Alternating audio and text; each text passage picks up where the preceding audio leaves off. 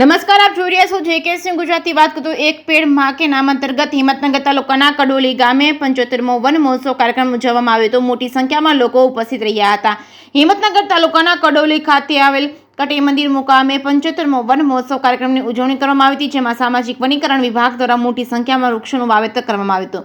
સાથે ગામના સ્થાનિક લોકોને વૃક્ષના રોપા પણ આપવામાં આવ્યા હતા. કાર્યક્રમમાં સાબરકાંઠા જિલ્લાના ધારાસભ્યો, સાંસદ સભ્યો તેમજ જિલ્લા વિકાસ અધિકારી સહિતના લોકોએ હાજરી આપી હતી. તેમજ વનીકરણ વિભાગ દ્વારા દરેકને વૃક્ષ આપી એક પેડ માં કે નામ વૃક્ષનું જતન કરવા જણાવ્યું હતું. જેકે સિંહ ગુજરાતી સાથે અશોક નાઈ, સાબરકાંઠા.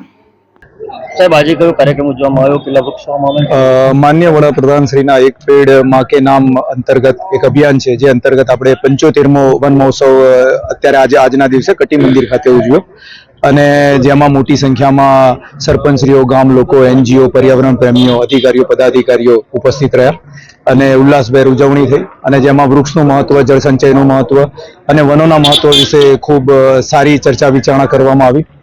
અને DDO સાહેબે ખાસ સરપંચીઓને પણ આહવાન કર્યું કે એમની ગ્રાન્ટમાંથી પણ આપણે વનો અને વૃક્ષોના વાવેતરને પ્રોત્સાહન આપીએ.